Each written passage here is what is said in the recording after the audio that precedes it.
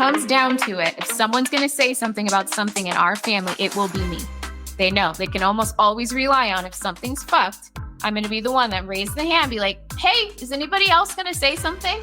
That's the voice of Monie Wilder, who's our guest today, who's famous for saying change can be hard, but it can also be transformative. You see, she says that if you let go of the past, or when you let go of the past, you can fully embrace the future, leading to so much more than she could have ever imagined. And that's just some of what she's getting ready to share with us today. She's here to talk about the lessons that she learned as a kid in play. She's here to talk about the lessons she's learned through running and getting fit with an incredible group of women by her side. But most importantly, she's here to share the story today of a true transitional character in their lineage sent here to end the dysfunction and make life better for future generations. And if you know anything about me, that is the thing that gets me more excited than almost anything. So sit back and enjoy our conversation with Monie Wilder today. Dr. David Leicken and myself, Mathew Blades, here on Learn from People Who Lived It. Looking for no bullshit conversation about mental health? Find Learn from People Who Lived It wherever you get podcasts. Search it using all one word. Learn from People Who Lived It. Welcome to another episode of Learn from People Who Lived It. My name's Monie Wilder. I'm in Phoenix, Arizona. Monie, what story are you here to share today? I'm here to share a story about how when I stopped being a victim in my life, I created an immense amount of happiness, wealth, unbelievable results. Wow, it's going to be a good one. Maybe she's got something to teach us, Dave. Who do you hope hears this? I think this is for anybody who feels like they have a lot of potential that they're having a hard time accessing, or anyone who feels like they see others doing things that they want to be doing and they're wondering, why not me? This is going to be a good podcast today. I met Monie about, 5-6 weeks ago? Yeah, around that. She invited me to be a part of her podcast, and we had such a great conversation. There was such a good energy and chemistry there. And when I learned a little bit more about her story, I thought, man, we got to get her on our podcast. So she's here today to talk about transformation. She's here today to talk about the lessons she's learned through running. She's here to talk today about selling more than 100 homes in a year and what that's been like. And I can't wait to see what else we jump into. As always, Dr. David Leicken is with us here on Learn from People Who Lived It. How are you doing, bud? Mathew, it's always a pleasure to be here. Can you tell this is going to be a good one? Like before we even start, can you kind of feel like there's going to be some really good nuggets here? Oh yeah, I'm excited about this one. Yeah. Let's jump right into it, Monie. Like, so you're good now. Wasn't always that way. No. We love to start with the beginning. So walk us through, Matt. What was the childhood like? Who is this little girl and that grows up to be this woman? Who was that? Well, as a little girl, I was extremely shy. I would say I was very sheltered. My parents were both, they're wonderful people, and they came from extremely like abusive households, both of them in different ways. So I feel like now as an adult, and especially as a mom, like seeing how they were with us, it was like everything was very controlled. There was a lot of anxiety, like driving most decisions. There was a lot of like fear around money, and also like inability to deal with conflict. There's a lot of avoidance. And so I was I'm the youngest. I have an older sister, and I spent most of my childhood, if I'm being honest, in my bedroom by myself, watching Star Trek: The Next Generation, reading Archie comics, like just being kind of weird. I was super huge into Beverly Hillbillies, like the grandma who made the potions. So I went from my bedroom to the backyard to gather little plants and things to make my own potions and just kind of be in my own world. I had 100 pets, so my room was just full of animals at all times. But I kept to myself. That's kind of the thing, was I created my own world, kind of this like safe space. I didn't have a lot of friends. I had a few friends, but even then I was sort of like one of those auxiliary friends, like always sort of the last one invited, or kind of on the outskirts of whatever the group was doing. I was sort of like oh, she's cool, but it was never like a main primary person. So I think that sort of defined, especially me, like from in elementary school. And I also was really overweight, and just didn't really have a ton of confidence, like around like my physical self, and definitely, wasn't out being social, and doing all that kind of preteen stuff really wasn't part of like what I was about. So that's like the first few years glimpse of who I was. What a great description. And Dave, you must be licking your chops over there listening to the way she's talking about this. It's like she's using all these great words. Obviously, there's so much awareness over how it used to be and how she, kind of sees things now.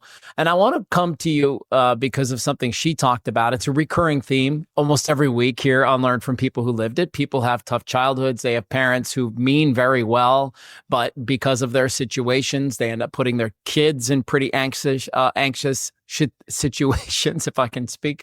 And so, let's jump into that a little bit, Dave. From your vantage point, here's a tough question. But parents that have a lot going on and they know they're struggling and they're doing their best, maybe not to pass it along to their kids, what might they do a little bit better? How might they be a witness to that situation and be a little bit more helpful to their kids so that they don't have to disappear, and they don't have to create different realities, and they don't have to escape or eventually use drugs or get into sex or, go to food or some of these other things that we've seen take place? It was a really long question. I'm sorry about that. Yeah.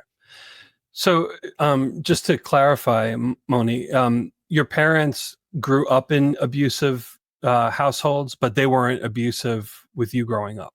No, yeah, exactly. Yeah. So there was probably some borderline stuff, but nothing like compared to what happened to them.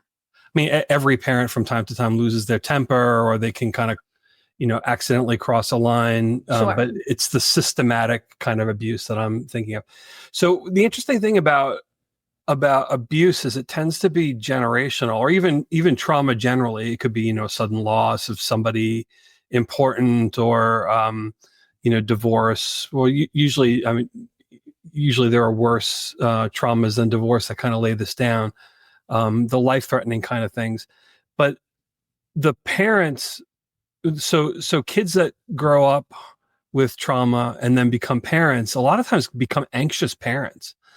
And then you, as the kid growing up in that family, you grow up around learning to be worried about all these potential concerns in the environment. And so you kind of orient in that way, maybe learning that the world is a dangerous place without having actually experienced any danger per se. So, anxious kids tend to not engage, right? Because if the world is a scary place, you're going to tend to hold back and kind of be more to yourself and not engage in things. And then to get to something that Mathew was saying, I don't think I have any words of advice for a kid that's in that situation, because you don't have the resources to do other than what you're able to do in that situation, right? So you're dependent on your parents, and so you have to kind of navigate the situation with whatever tools you have.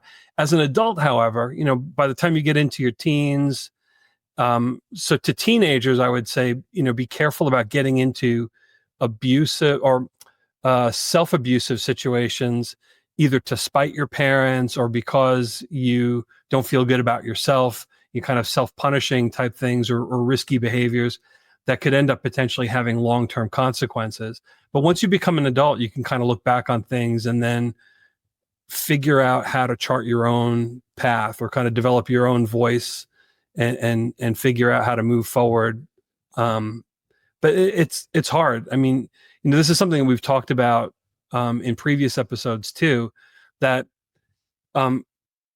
everybody does most of their life on autopilot. Probably better than 85% of the stuff that you do during the day is just kind of automatic, going through routines. So unless something happens that you specifically sit down, take a look at the patterns, take a look at the routines, and say, gosh, I keep doing this and it's really not working for me. I really need to change this. Now, you may not know how to change it, but just the awareness of, hey, this routine isn't working. I need to focus some of my energy on figuring out how to do this differently. That's a huge step in the process. So Monie and I had, we talked about this before, but we had a similar childhood. I grew up in a pretty volatile home and with lots of anxiety and all the things you mentioned too, right? Like shitty outlook on money, and just never feeling settled or even maybe safe in some respects. I remember being 12 years old, and I may have shared this with you on your podcast, Monie, but I remember being 12 years old, looking around going like, what the fuck is going on? And when I get older, we're not doing this shit. Like, this is not how it's going to be. Did you ever have a moment like that where you looked around and you were like, what the fuck is going on? And when I'm older, we're not doing this. Yeah, I did. And, that didn't happen to me until I was in high school. Because I started in high school, prior to high school, I started running long distance. And that caught it. And my parents, because I was overweight, gave me a membership to an all-women's gym. So I started going to the gym with my mom first, and then I started running, and I got in this environment with all these women. So I started spending time at the gym. I got my first job cleaning the gym equipment, and all the women started to kind of take me in a little bit. Like, what is going on? How come you're here all the time? Why aren't you at home with your friends? Or, why aren't you doing this? And I all of a sudden had a bunch of like 45-year-old best friends, all these women. And I realized as I started to babysit for them and be in their households, how they were. Like, I'd be at their house, and like when the dad got home, everyone didn't scurry and shut off the TV and sort of get nervous that like, is he going to be in a bad mood? Is he going to, is it okay? Are we going to walk on eggshells, or is he going to come in happy? Like, all these things weren't happening. Or is the mom and dad seem depressed? Or is nobody talk to each other here? I'm in these houses where people are like laughing, hugging, saying, I love you. That was something that never happened in our house. So I realized like that same thing, like, what the fuck is this? How come my house isn't like this? Yeah. And there's something in me that does this to this day, which is I went home and I just started being like, hey, I love you. Like, I just went home and just started being like, hey, let's have a happy conversation. Let's not talk about the things that make all of us upset. Like, I just kind of started voicing it. That's and wonderful. Yeah, the thing about like one thing that my parents will probably agree with is that I've always had like a strong like voice. Like, that was one thing, is like, if it comes down to it, if someone's going to say something about something in our family, it will be me. They know they can almost always rely on, if something's fucked, I'm going to be the one that raised the hand, be like, hey, is anybody else going to say something? So right. Even at that like 12, 13-year-old age where I started getting empowered because now I'm like losing weight, I have these strong women around me who are like, you're great. Like, you have potential. Be happy. I started to be like, can we not be this way? Can we like say I love you? So my dad will recall a story of like the first time that happened, and he was so thrown off by it. Like, I love you too. And then now it became a thing, that spread through the four of us in the family. But before that wasn't a thing. So yes, I do have moments like that I recall. I love, Dave, did you see that a lot in your career? Did you see these bold children who just experienced something different and stepped up in their families? No, but what really smacked me in the face when you were talking about that is you had a choice to be resentful. You had a choice to be resentful, and you chose not to go that path. Because sometimes when people see other situations and they see other people that are doing well, and they look at their situation and say, oh, my situation's nowhere near as good as that. It tends to turn people bitter and resentful and angry. And that will just get you stuck, and you will not be able to move forward with that. It's not productive. it's only destructive, and it just kind of deepens the situation. And then if you carry that into when you eventually have relationships and children, you're going to bring that to your kids and keep the generational cycle going. So, I mean, I guess a question for you is, what was it about that you chose that path, and was resentment even a part of the equation?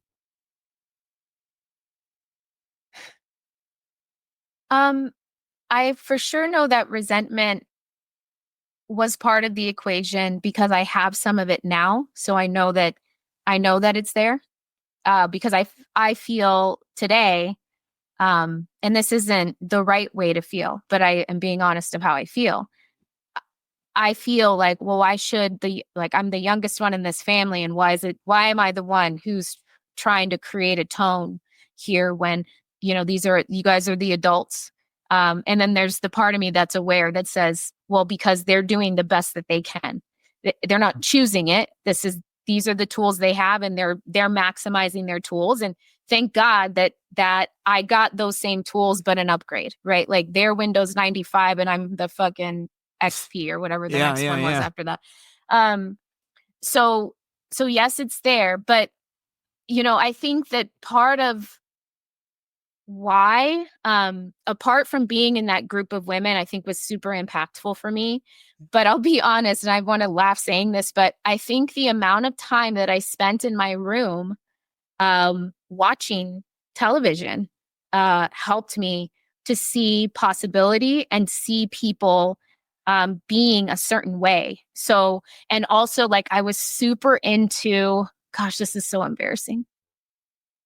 You would think that the Star Trek The Next Generation would be the cap of embarrassment, though Captain Jean-Luc Picard is one of my heroes. He's such a leader, and as a little girl, I even was like, I want to be like him. But it was like Sailor Moon. So I used to watch Sailor Moon, which is like a Japanese cartoon that was adapted for, the American kids, and you'd watch it, and only nerds watched it. So of course I watched it. And these little girls were powerful. They got mad, and when they got mad, they turned into the superhuman version of themselves, like a superhero. And I remember believing that was me. Like I would be in my room and I would like spin around like they would spin around, much later in age than any would be doing. Like this is me at 10, not at 5, right? And I'm believing I'm magical, I'm powerful, and I felt it in me. And even though I never actually turned into anything but me, it felt like there was something in me that was powerful. And so I always, and I still can tap into that feeling. And it's part of like what the story I wanted to share is like the ability to like, you feel away and you're feeling victimized, or you're feeling like you're not owning your shit. And there is a way to tap into something else, and you almost become your superhuman self, your superhero version. And if you can do that and know how to do it, and that's what I do, it really like just brings you to a different elevation. So that's a long answer and somewhat embarrassing and super nerdy. But that is the truth. That's the truth. Dave, I'm gonna give you the first word on that, and then I want to react to it. Go. Yeah, you're kind of rehearsing in your mind through fantasy and play, a different version of yourself that you can start moving toward. So any creative endeavor starts in your mind, and if you can't imagine it, you can never become it. So I think that's a good way to at least begin moving forward, and that's where you were at the time. If you get stuck, you have to be able to put it into action in some way, right? So being able to tap into that energy of like, I'm a powerful person, I can move forward, I can accomplish things. If you can tap into that, then you can start getting into problem solving mode and thinking about, well, what can I do now to change the situation? What can I do now to move forward? And you start looking for those avenues now with that energy of being this person that's elevated above where you are at that moment. I mean, you have to be able to project it out at some point in order to be able to reach for it. Yeah. I just think what I love about your story so much is because I think you're, like we all like to think we're really unique and special. But at the end of the day, like so many of us go through real hardships on the way up. Uh, so many people are born into dysfunctional families. Otherwise, Dave wouldn't have a job. And, it's like, it's so common to grow up in a home where nobody knows what the fuck to do. It's so common. And to hear you as a little girl, like seeing going outside yourself, whether it's television, music, movies, doesn't matter. Like, but to see some other example and go, I think I can do that too. That's such a neat thing to gravitate to. And I know we talked about this on your podcast, but I truly see you as that transitional character. You are that person who was sent here to move your family out of dysfunction. And you may not get it all finished in this lifetime, but boy, are you setting into motion something that can continue to happen. And that's what's so cool, right? I don't know what the expression is or how it goes exactly, but it's this idea that like, you're not to blame for the stuff that you had to deal with, but you are to blame if you don't go to work on it and fix it. Yeah. And so especially once you become aware of it. Yeah, once you become aware of it. And so you did, and you said, okay, let me do something about it. You mentioned in your bio that you learned many lessons through running. And I'm curious about some of those lessons. What did you learn? Running was, I credit running for who I am today. Because it was the first thing that I did absolutely by myself. And to a degree that was, I mean, to be honest, thinking back on it now, I had just no business doing like the type of running by myself. Like I was, like I think I started around age 12 or 13, like long distance running. So I was, again, because I'm around 45-year-old women who are marathon runners, I am now waking up at 4:00 in the morning as a freshman and running 15 miles before school. So, and this was throughout high school, like without question, no misses, running 60 miles a week. And to go from, so to give background so people just get it, it's like, I was never on a team sport. I still have never played a team sport.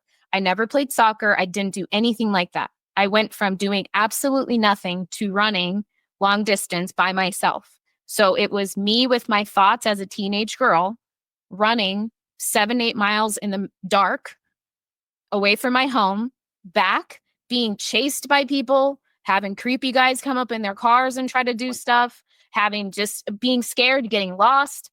No cell phones at the time, just me and my iPod, like doing it, and having just coming home and announcing, guys, I just ran 16 miles, for the first time. And like my parents being like, what the fuck? 16 miles is really far. Like telling my friends and like being like, yeah, this morning was 20 miles as I'm, and they're like, what? Like, nobody's doing that. And just realizing like, oh, I'm doing something that nobody else does. And it really caused me to realize like, I can do stuff. Like I can be out here by myself. This world is not that scary. And I think it got me to trust myself really for the first time, to go from being afraid of the world and scared of what could happen to then being like, things can happen, but I can handle it. If something happens, I'll be okay because I can handle it, because I can figure it out. Where do I go? I gotta pee. Oh my God. Where do I pee? Can I find a place? Like all these little problems you solve. I have blisters. What am I going to do?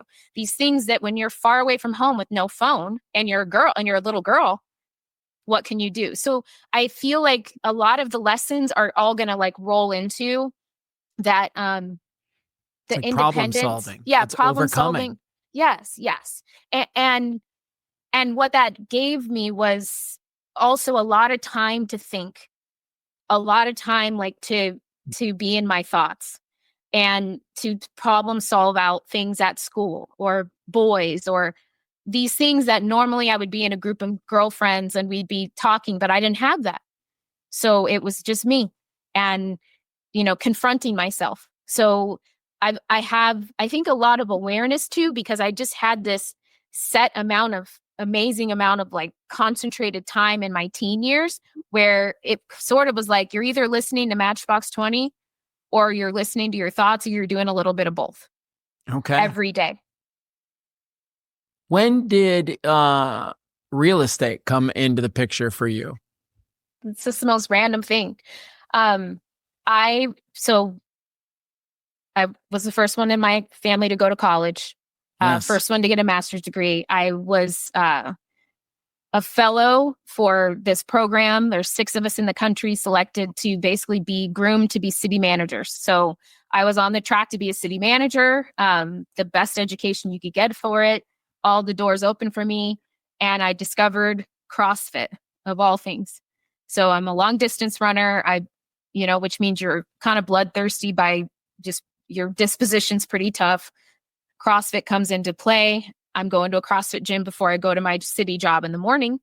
And I'm noticing these people are at the gym all the time. And I'm sort of jealous of them. And it's like, why are you able to be here at all hours of the day and night? Oh, I'm self-employed. What do? I sell real estate. I'm like, oh, that's cool. You just like do your own, like you have your own business. Like that was something again that I didn't know about. Hold on. I hope this dog isn't going to bark. Okay, she's okay. That was something I didn't know about. I didn't know about people having their own businesses because my parents worked for some place always and all their friend group did. So I never knew entrepreneurs or anything like that. I don't even think I knew that word 10 years ago. So anyways, I learned about real estate like that. And then I started in my interactions at the gym, I started kind of coaching. I started to become like a coach at the gym. And people would be like, have you ever thought about real estate? Like you would be a really good real estate agent. And it'd be like, it's like, why is that so random for you to say? And they're like, no, sales. Like you are like, I'm upselling. I was selling at my little first job, the women's only gym. I was selling nutrition supplements there and all this stuff. I've always kind of been salesy for whatever reason. So they're commenting that I'm sort of whatever, not giving it much thought. But then we opened our own CrossFit and my husband and I started flipping houses with our extra money. And we're like looking at these things where it's like the commission is like, what the fuck? This is a lot of money to pay this girl for putting a sign in this yard and putting this lockbox and then telling us we got to lower the price 8 times. Like, seems to me like I could probably do that. So saying everything with that sentence. Thank you. I mean, Jesus. So I was like, well, hey, what is it to get the license? I went and I did the 9-day crash course. I was licensed right afterward. And I sold my first house in my first month being licensed and 2 houses the second month. And I was doing it as kind of a side gig. But then as soon as I started doing it and realizing everything I could create with it, it was like, oh, this is exactly what I want to do. I just developed an immediate love for the creativity and the possibility and the way that the relationships you develop with people and the nature of the relationship. And then from there, it was like close my gym a few years, I think 3 years after getting licensed, I closed my gym and went full time. And that was 4 years ago. Yeah. What's available on your bio is that your first year you sold 35 homes.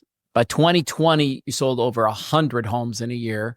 And then you open up Wilder Real Estate, where the latest numbers are right around almost 200 homes a year. And so that's incredible success as a real estate agent. That's unbelievable. And I'd like to think that it has everything to do, wait for it, with the way that you grew up. You learned an amazing set of skills. You tapped into who you were. You used running as a way to learn how to overcome obstacles and achieve these difficult things. And all of it lent itself to your success. Am I off base by suggesting that?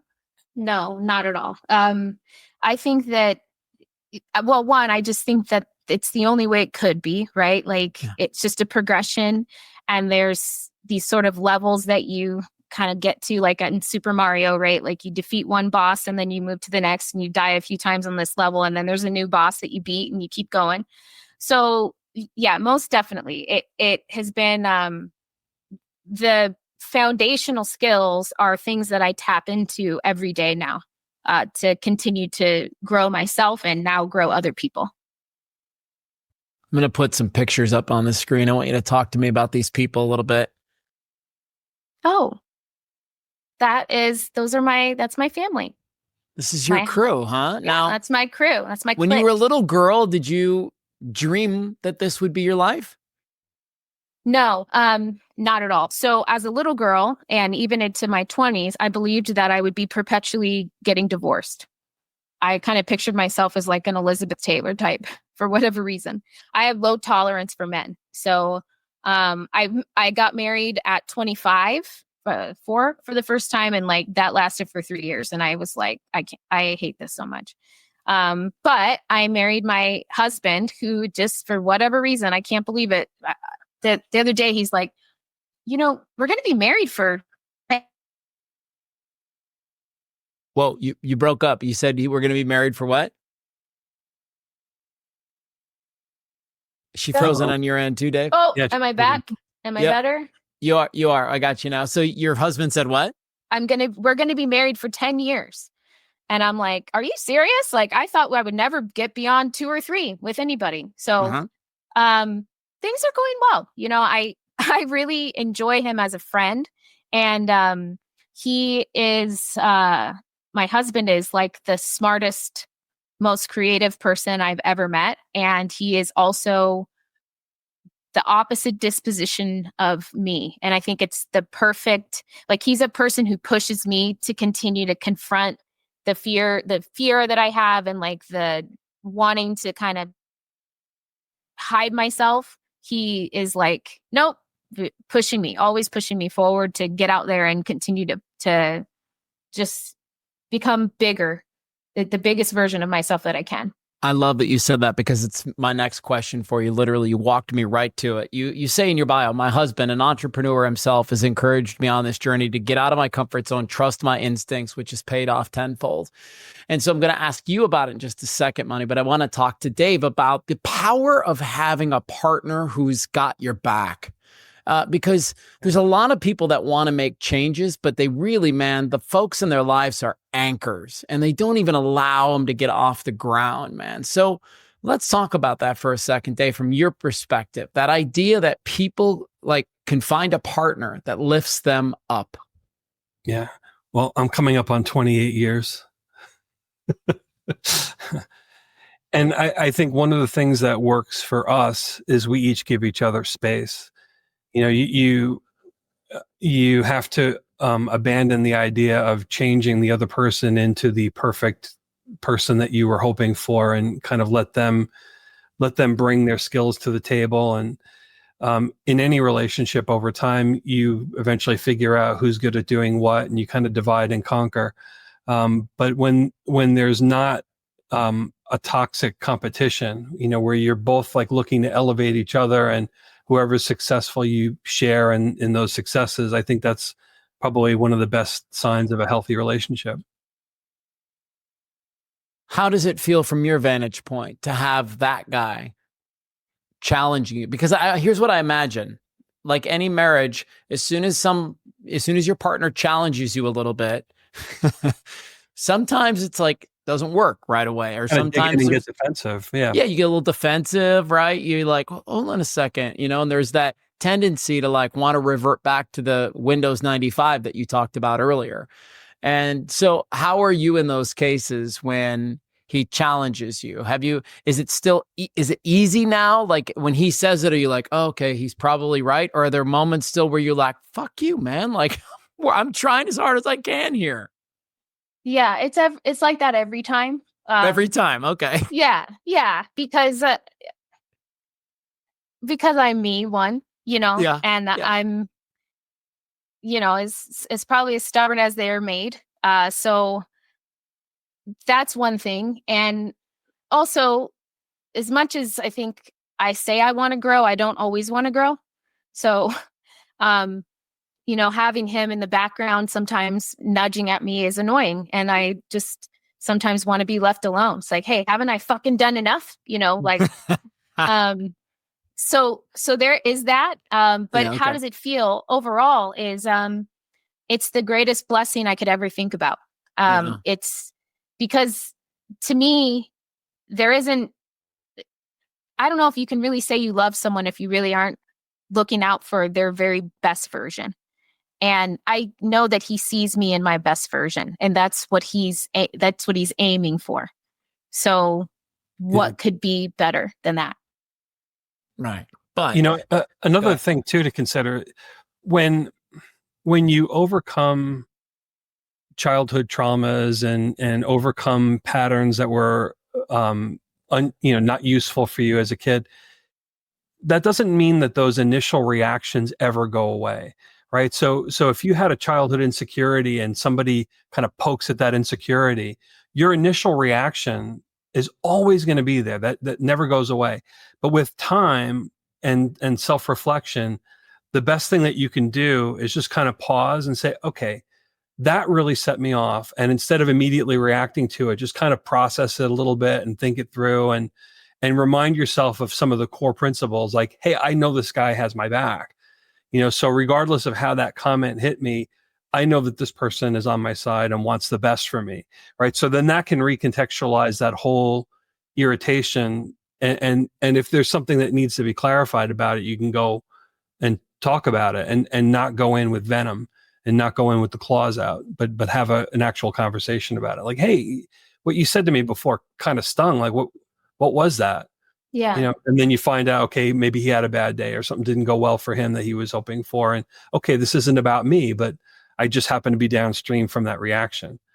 But the initial responses are always going to be there.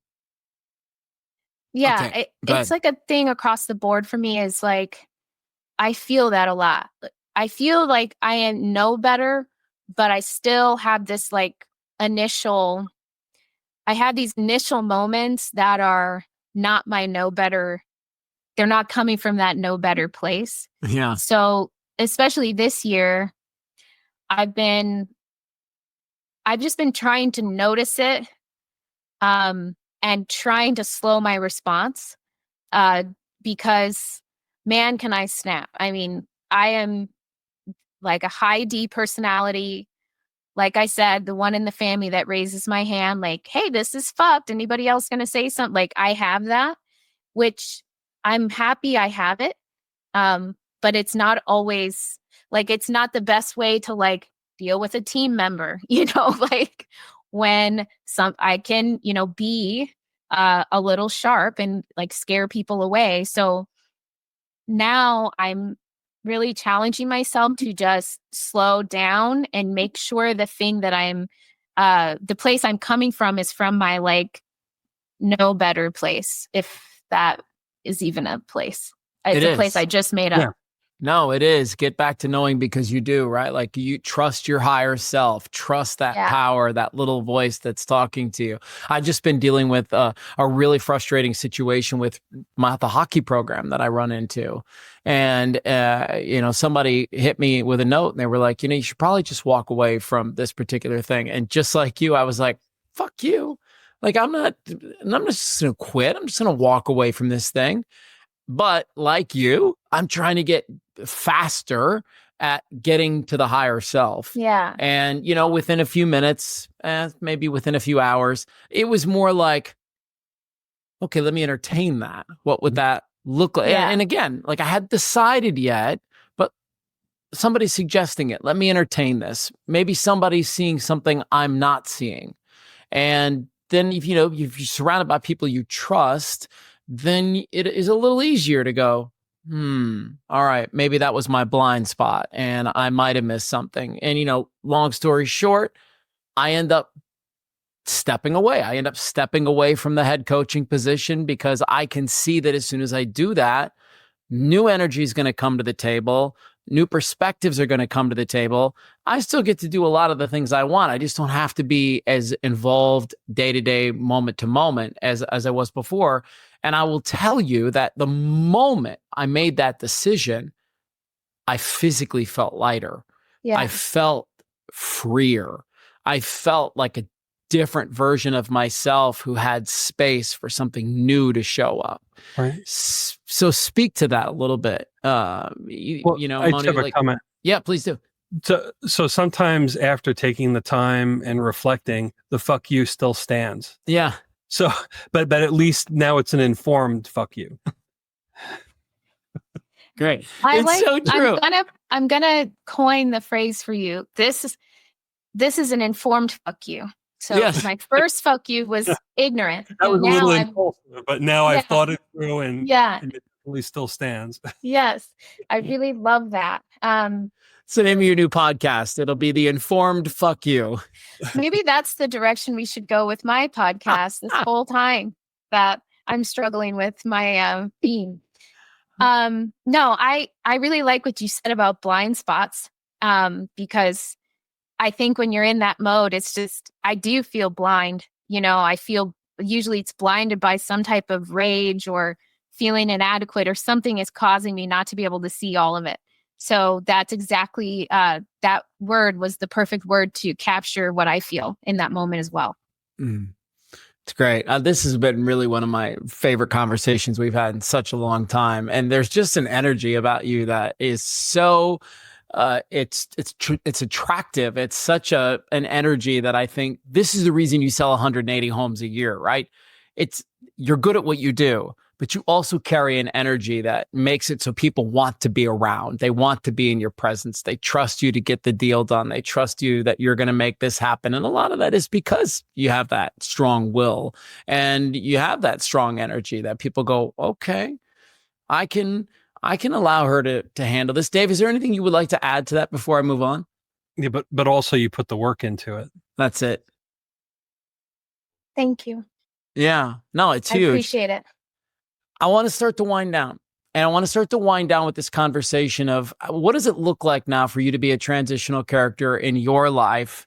And what do you hope those kiddos that we showed here just a few minutes ago, right there on the left, these little guys, what do we hope they're looking at and seeing with you and your husband? You know, since you introduced that concept of the transitional character when we last met, I've been thinking about it a lot. So thanks for saying that, because I feel like sometimes when you put like a label or title something, it all of a sudden creates a framework to think about it. Yeah. When before it felt like there was something there, but I wasn't quite sure how to move it forward. So my answer is going to be kind of immature because I haven't been giving that much thought since you said that, which was not that long ago. For me, I want my children, who their names are Bear and Honey, they're age 5 and 3. I want them to feel, expansive, and I want them to feel boundaryless. So the reason is I think that the world and our culture will be trying to box them, and will probably be successful in some respect. So I want them to be as big as possible to begin. And so I want to be a person that fosters that for them. I also want them to be whoever they are. So I want to be, because I'm very controlling I'm sure it comes across that I'm very controlling. And so the thing that I don't want to be is controlling about who they are. I want them to be in control of who they become and who they are. So it takes a lot of like not being asleep with them. You know, like I don't want to be an autopilot too much. I want to be like purposefully curating so that their experience is their experience and not what I think their experience should be. This answer feels very fucking like a thing of fucking slime or goo, like quicksandy. I don't know why. This doesn't feel very clear. Okay. Yeah. No, so one of the things that I did with my boys was be deliberate about curating experiences. So taking them to do different things, and like making sure that they had certain experiences and opportunities where they can try things and fail in a controlled environment, so that they kind of learn how to recover from that disappointment and not get discouraged and give up. And, so being deliberate about fostering that is important. The other thing is, you mentioned, okay, that you're controlling. Okay, fine. So recognizing that pattern means that you have the ability to pause when you catch yourself going overboard with that, right? You want to be aware of what your kids are involved in and what they're doing and choices that they're making, maybe that could be potentially dangerous. So there has to be some limits on it. But then at the same time, when you're controlling for the sake of controlling, to say, okay, I don't totally agree with that, but let them play it out and let them see what the consequences are, so that they have an opportunity to learn when they're young and the consequences are minimal. Because when they get older and they try things and they fail, the consequences grow and grow. So you want kids to develop those skills, when they can do it safely and get that confidence from having actually achieved things. Yeah. So great. I love that. I had this conversation with my closest friend last night. My oldest son is 18, and he's a great kid. He's just got a little different energy than I do. And he's a little bit more harsh. He's a little bit more to the point. He's a little bit more black and white. He's a little bit more like, he's got a high degree of justice in him. Somebody wrongs him, he's going to try to fix that. And that's not who I am. Right? Like, I'm a little bit more of a let's go with the flow. Like, let's try to find some peace and harmony. And all my life, I've had to say to myself, don't coach that out of him. Don't. It's not who you are, but that's going to really serve him later in life. That's going to be a great skill set for him later in life. You can be over here and you can be little Buddha blades, but he's not going to be that. He's got a different trajectory. And your goal is to get out of his way and allow him to be who he's going to be. And it's so difficult, though. It's so challenging because, we have these thoughts and these ideas about who they should be and what they could be, and we see their potential before they do. But I think the coolest thing that we can do as parents is like model this behavior. And you want him to be expansive, then you got to be expansive. He's got to see mom not listening to the rules and thinking outside the box. Like, that's how you do it. And then you create, to me at least, like this great energy in the home, the kind of energy that you experience when you would go to your friends' houses, where there was cohesiveness and love, and it seemed like light guiding the way rather than maybe doubt or fear or trauma from the past. Dave, well, not only please. do you have the childhood experiences that you grew up in, right? So Mathew, you have your own experiences with your parents, and now you as a parent are creating experiences for your kids, right? So you have that experiential part, but you also, when you made a baby, you spun the genetic wheel and you get what you get. And it's some hodgepodge of the two of you, and different characteristics can be, the dial can be turned very far one way versus the other. And I'm sure if you look through your family, you can find a relative. It's like, oh yeah, okay, that's Uncle so-and-so's characteristic or whatever. It reminds me of, some of the old role-playing games, or maybe even some of them now, on like D&D or whatever, where, you have a certain amount of potential, and you could make your character with a high amount of one particular characteristic, but it's going to come at the cost of something else, right? And so you have a composite, but you might be very strong in one area, but if you're equal in everything, you're not really good at any one thing either, right? So there's this hodgepodge of characteristics that kids have.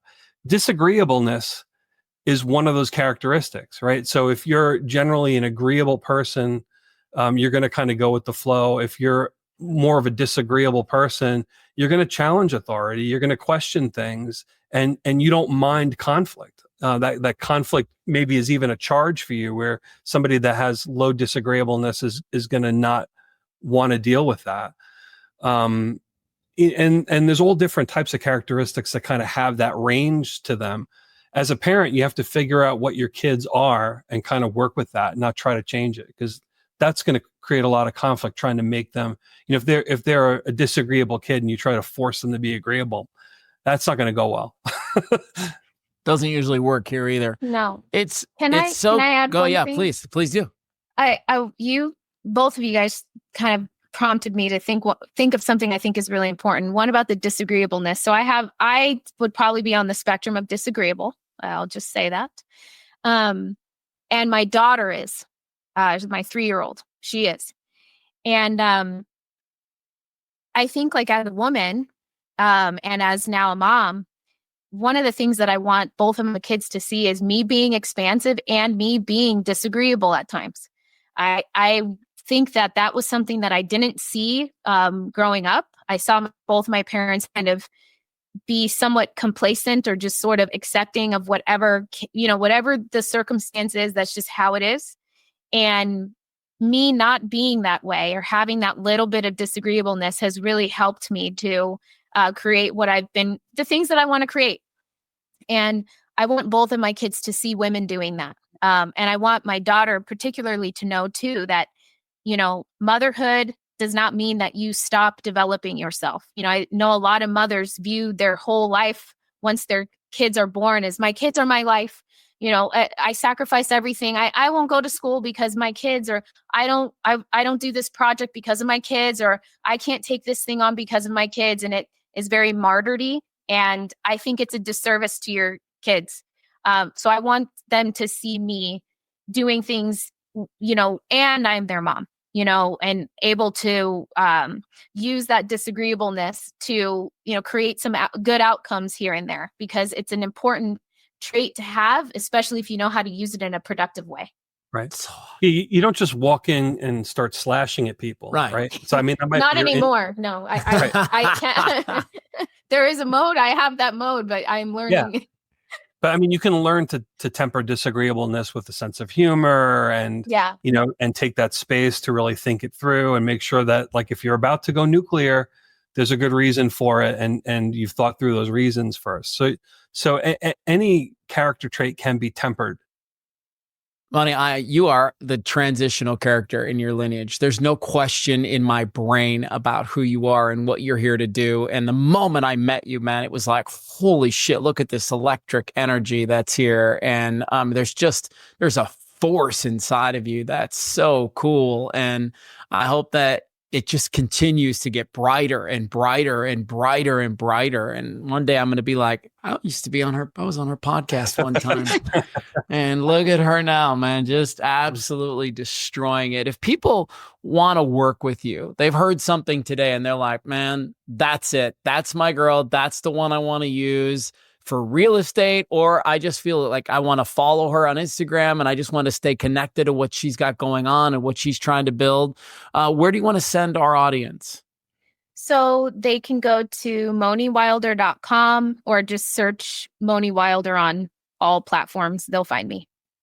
So cool. Thank you so much. I really appreciate your kind words and letting me be here. And this is a great conversation. Thank you guys so much. You're so very welcome. Dave, any last thoughts from you as we wrap up? No, this was good. It was a great talk. Everybody, enjoy your day. Thank you for being a part of our podcast. And this is that reminder that how it starts does not have to be how it finishes. And you can absolutely grab life by the fucking horns and you can point that bull in a different direction and you can take it where you want it to go, because you are not your past. That influenced you a little bit, but you are not your past. You can be whatever you want to be. It's just about you actually doing the work. And then I think the other thing that you have going for you is you've got a partner who believes in you too. And that's worth its weight in gold. Monie, thank you so much for your time today. Thank you for having me, guys. Yeah, thanks. We have 3 goals with Learn from People Who Lived It. 1, to help you feel less alone. 2, encourage you to seek out a coach, a therapist, a church, anyone who can help you get through your journey and find some healing. 3, when you're ready, share your story with us. Find Learn from People Who Lived It wherever you get podcasts. Search it using all one word, Learn from People Who Lived It.